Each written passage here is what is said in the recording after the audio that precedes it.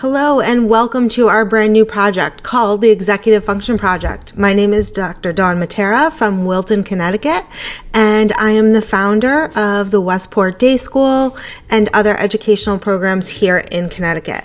I'll leave my bio below so we won't have to spend a ton of time on that, but I want to welcome you here and let you know the reason why I started this project. So initially, the Executive Function Project was sort of a long-term initiative for us to use at our school, and the Westport Day School is a therapeutic day school for teens with learning disabilities and mental health diagnoses.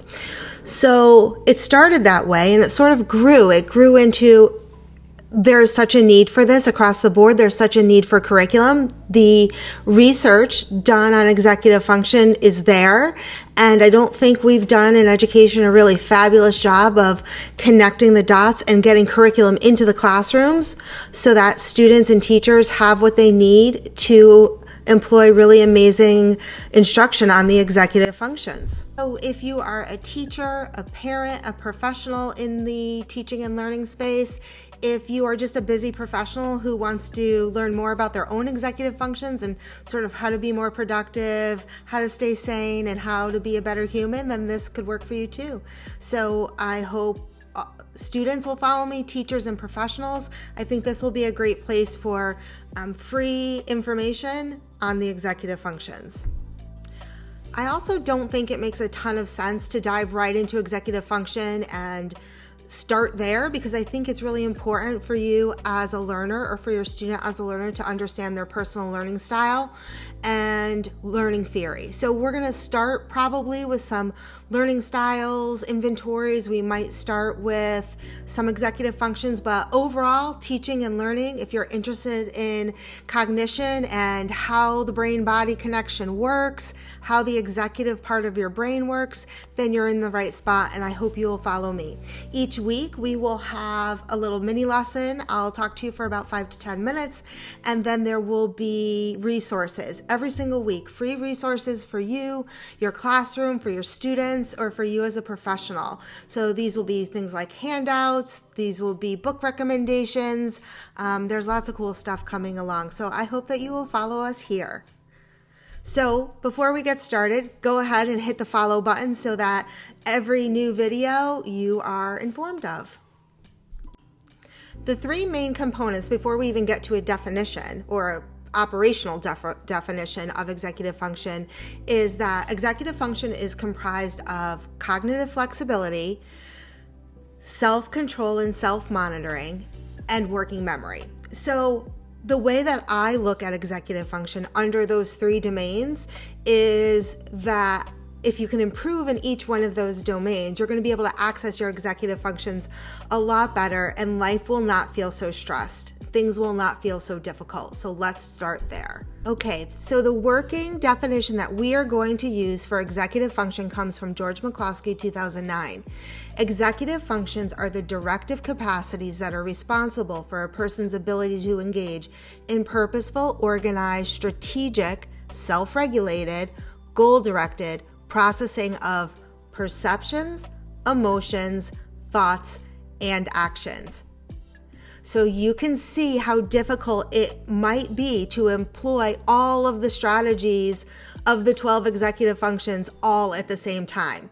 And if you're wondering what the 12 executive functions are, here they are. They are self-monitoring and self-restraint, working memory, emotional control, focus and attention, task initiation, planning and prioritizing, organization, time management, setting and achieving goals, flexibility, cognitive and physical, metacognition, thinking about your thinking, and stress tolerance.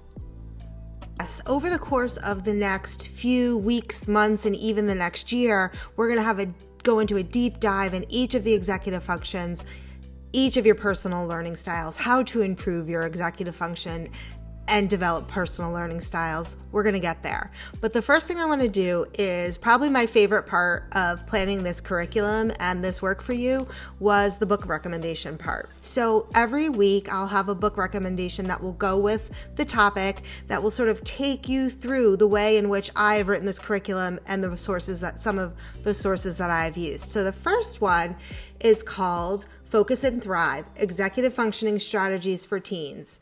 And this book is by Lori Chaikin McNulty. She is an LCSW, and let me tell you why I love this book so much.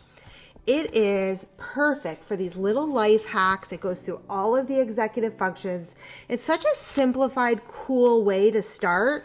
The research isn't here, but what this is so perfect for applying using your classroom or to use it yourself personally. So highly recommend that. And the link will be listed here so that you can go and buy it wherever you want. But I'll probably link to Amazon just because I think that's simpler. So Focus and Thrive. Our classrooms have loved this.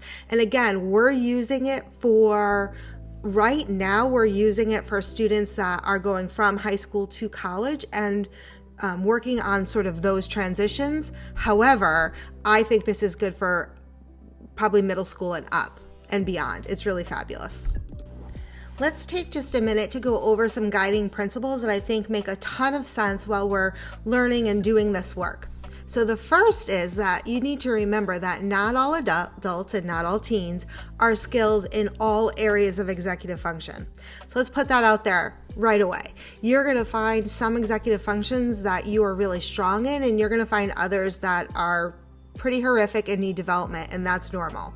So let's not make our goal of learning about executive function to be a perfect person who is so well organized, so well controlled that you've got everything in order and everything's perfect. That's not how executive function works. So we want to make sure that we don't judge ourselves against some ideal that is not attainable. So we should be poor in some of the executive functions, and we should be developing them all the time through adulthood. The other thing you should remember is that as your environment, whether it's an internal environment or an external environment, as your environment changes, the need for different executive functions will change, and your skill set might need to be developed or changed. So for instance, if you change jobs, that's a perfect example of how much your environment will change, and you're going to need to call upon different executive functions for different tasks. So think about that in self-regulation. If there's a loss in your family, if you're experiencing grief, if you are struggling with your sleep, if you're sleep deprived, if you're dehydrated, right? If you're sick with a virus, all of these things, even if you have a fight with your best friend, all of these things will impact your executive functions. So it's just important to give yourself a little bit of grace to know that during the most difficult times, you may really struggle to access your executive functions, and that is normal. The last thing I want to mention is that it is so important when we are talking with our classrooms, when we are talking with one another, but most importantly, when we're talking to ourselves, is to use non-judgment language. So you're going to find that I am a proponent of direct instruction, meaning that we need to directly instruct our students and ourselves on what the 12 executive functions are, and we need to let the judgment go, meaning we don't want to say to ourselves or to a student, you can never get started. This is a problem you have. You wait for the last minute. And that is such a judgment. That comes from a place of judgment. And it feels like it. Whether you're judging yourself or others, judgment is unproductive. So what we want to really do is we want to take the judgment out of the instruction here and say, you know what, you're struggling. That's an executive function. That comes from part of your brain development. And we know that self-starting takes these steps, or these strategies work. Let's give that a try. You're struggling with executive function. You're struggling with task initiation. You're struggling with self-monitoring. It's different than saying you are struggling and it's your fault, right? So we want to take that judgment away from ourselves and others. Super important. So you'll have below a handout. I believe this week's handout is a, sort of a well-curated description of what the Executive Function Project is and what 12 executive functions that we focus on. You can keep this in your classroom, you can tack it to your wall, throw it in your planner, and don't forget about the book recommendations. What I would love to do is end this with questions to you. Since this is brand new, I would love to pose the question of what you're looking for to help you with executive function. Are you looking for lesson plans for your classroom? If so, what grade level? Are you struggling yourself? I've been working with a lot of adults, not even working with a lot of adults. I've been experiencing adults in my day-to-day that are really struggling because honestly, the state of the world is very challenging, and I'm not sure we were meant to carry it all. I'm not sure that the reactions we are having to the stressors of the world, I'm not convinced it's not completely normal to be anxious right now and to be depressed. We're dealing with a lot. So I think that it's really important that I hear from you what you're looking for, and hopefully together we can continue this project, implement change, put out curriculum for people to use, and learn about executive function. So I hope you follow. I'd love to see you here. Thanks so much.